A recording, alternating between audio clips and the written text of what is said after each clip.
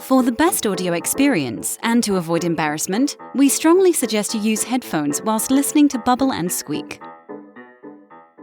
Hi, I'm Peterson Toscano, and this is Bubble&Squeak, a podcast with uncanny sounds, funny interludes, and stories, most weird, many true. Okay, here's Season 3, Episode 7.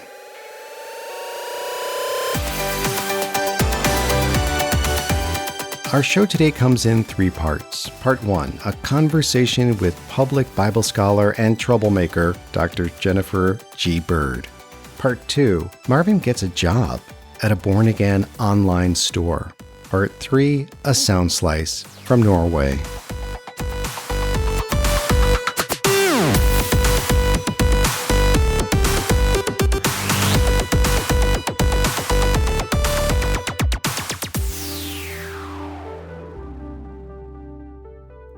Do you have a friend that whenever you're with them, the interaction sparkles with creativity, intelligence, and whimsy? I am super lucky to know Dr. Jennifer Bird, a Bible scholar and an amazing conversationalist. I recently chatted with her about her work and a new podcast she co-hosts. It comes out of the Wild Olive Institute for the Study of Bible and Culture. Now, usually I edit myself out of these conversations, but when Jen and I get talking, we become this weird, wild organism throwing verbal sparks. Enjoy. I'm not trying to shame people for what they think and believe, what they've been taught, because I have believed a lot of these things. I'm trying to talk about it. There's a new way of thinking about it. There's a new way of looking at this. There's more to it than most of us were taught. And so I just want to name that for people, and you can do with it whatever you want to do with it.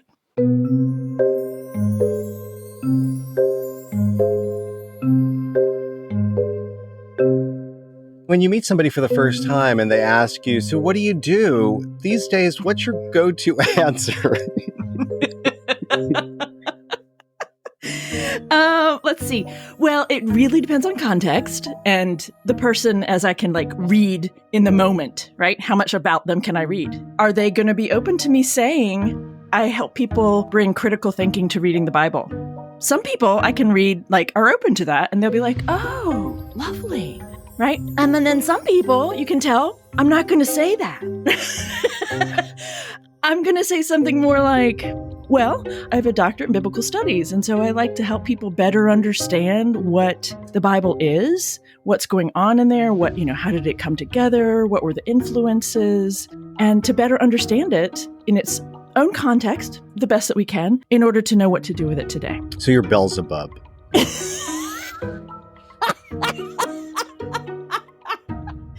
I spin lies that sound nice, so that I can deceive them and get them into my grasp and No.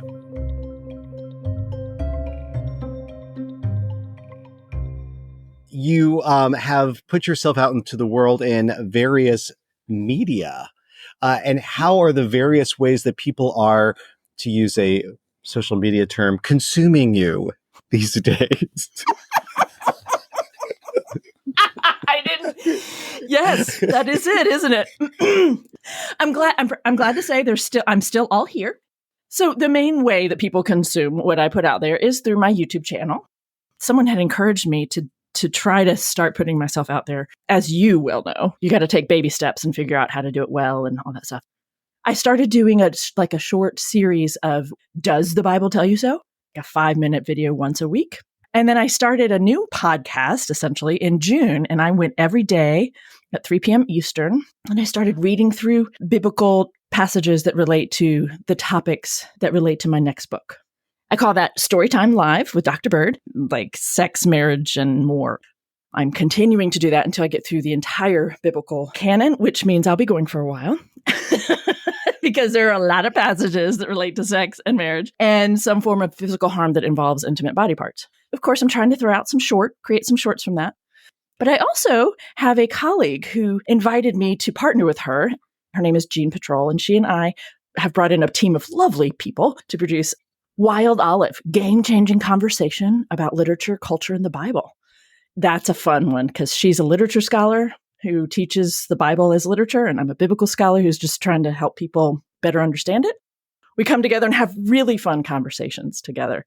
This is our second season. We're starting off by engaging Angels in America, Kushner's play and/or short series. I rewatched it 2 or 3 times just to get some good content and fodder, and I just love that short series. So Wild Olive, you can get that at anywhere you get podcasts.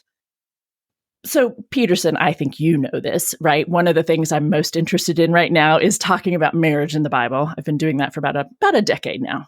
I have been trying to find ways to help people of faith who want to know what to do with the Bible in this conversation about marriage equality and even ordination. Those two are related, but focusing on marriage.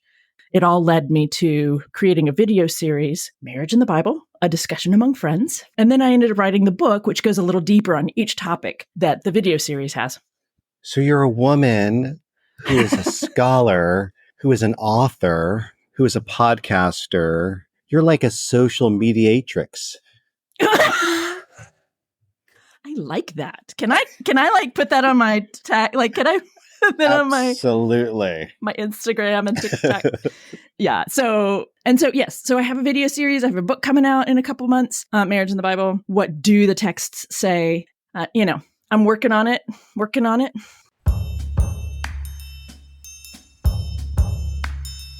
I have a feeling you have a lot of queer people who follow you. Yeah, I do. And not just in the store to say like, where'd she get those shoes? But follow you like online and your work and stuff. Yeah.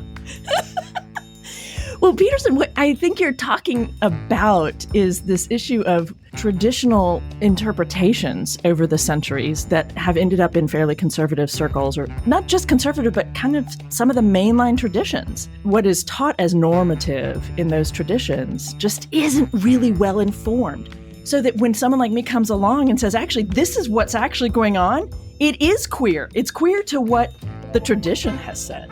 But I'm actually being much more true to the historical realities, the people who wrote these, the confusions or ideas and things that they're engaging and responding to. So I love that you said that. I will welcome that.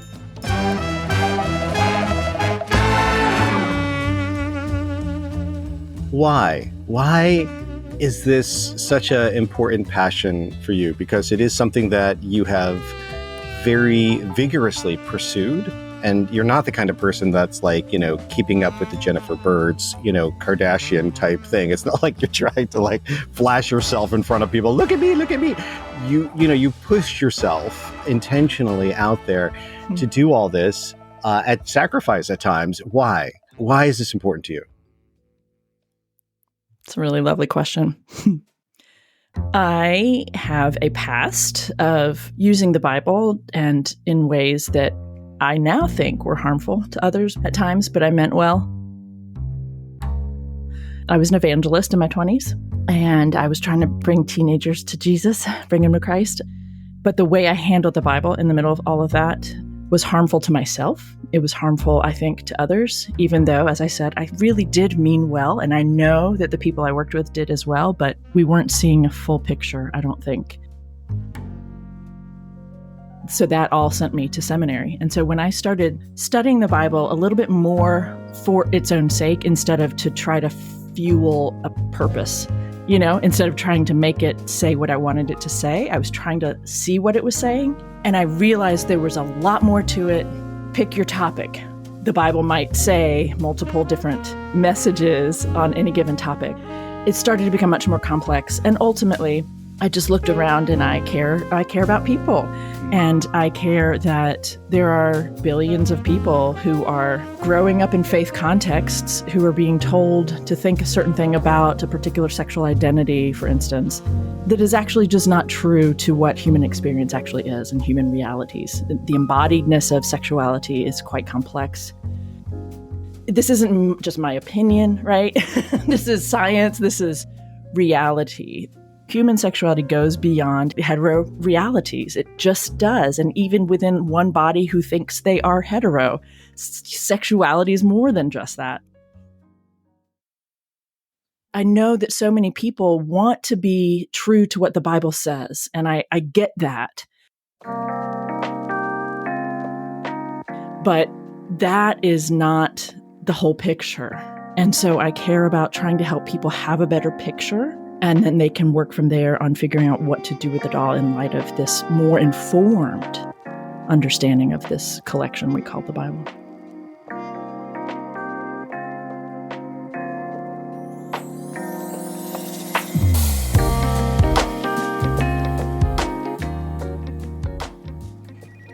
Shekinah Christian Books and Church Supplies, may the Lord bless you, keep you, and make his face to shine upon you and be gracious unto you. My name is Marvin. How can I help you? What's that? Yes, we are. We're having a sale all week on church welcome packs. Yeah, and we have a whole array depending on like the demographics you want to welcome. Some information first. What's the name of your church? First Baptist Church in Middletown. Thank you. And your name? All right, Cynthia. Okay, Cynthia. So the basic, there's just the very basic if you want, which, I don't know, you're a First Baptist Church. You probably don't want the basic, but let me tell you, it's just a pad of paper and a pencil. That's it. Now, if you want, you can have your name on it. I mean, not your name, not Cynthia. That would be funny, right? No, it wouldn't be funny. No, First Baptist Church in Middletown. Yes, that's extra. But let me tell you about the other packages we have. We have a deluxe package, which is very nice, right? It comes with a tote bag. It comes with a Bible. Yeah, a whole Bible, not just the New Testament. Yeah, a pad, a pen, and it has a water bottle, or you can get a coffee mug. You decide. And it's color-coded. You can decide on the colors that you want.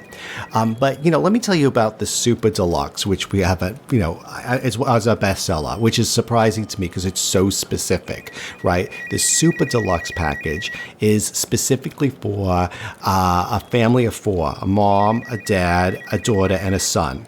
And they get everything. I mean, it's incredible, and it's all color-coded. So, like, everybody gets a tote bag, they get the Bible, they get the pad, the pen, they get the sippy mug, whatever, the coffee mug, or the water bottle, all of that. But it's all color-coded, right? So Dad gets red, Mom gets teal. I don't know why. It's the color this year. And the little girl gets pink, and the boy gets camo, which I didn't know was a color, but apparently it's a color. What's that? Wait, you want what? But hold on a second. Janet, Cynthia has a question here. She wants to know if we have... Wait, hold on. Let me I don't understand. You want a welcome pack for people who are not welcome? Like, could you be more specific? Who are you not welcoming? Oh, the homosexuals. Yeah, I don't think we have. Let me just, okay, I'll check. Janet, do we have some sort of a welcome packet for LGBTQ people who are not welcome? Oh, we do. All right, let me look at that up. Yeah, we have something here. It's Yep. All right. That's what it is. Okay. So basically what it is, it's a bag of condoms and lube. How very considerate. And a list of all the churches that have rainbow flags in front of them. Yeah, that's what the rainbow flags mean. Yeah. What's that? You want to know too if you get a welcome pack for women who are recently divorced who are prowling around the church looking for men. I don't think we have that. What's that, Janet? Oh, yeah. She said just use the gay one. All right. Okay. I'm going to go now, Cynthia. I've had enough. May the Lord bless you, keep you, and make his butt shine upon you.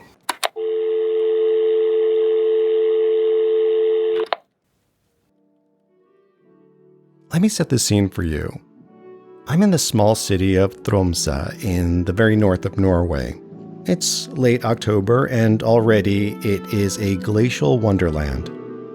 I was invited to present at a church festival set in one of the few remaining wooden cathedrals.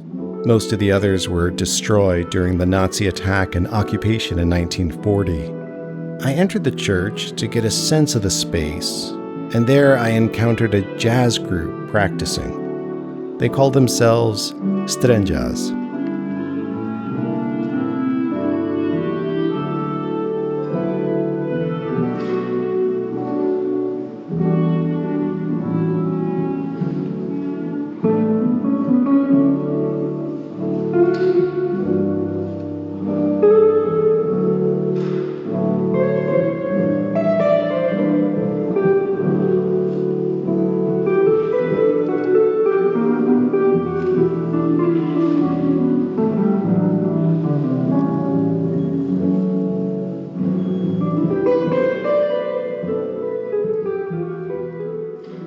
Bubble and Squeak is written and produced by me, Peterson Toscano.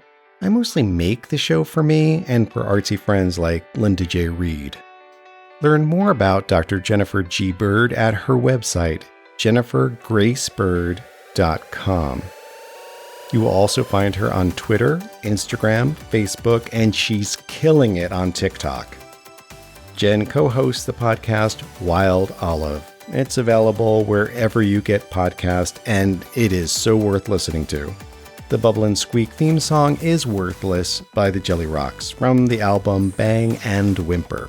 To find more great music and new podcasts, visit rockcandyrecordings.com. Feel free to say hi to me on Twitter, TikTok, or when you see me walking around Sunbury, Pennsylvania. Oh, and thanks for listening.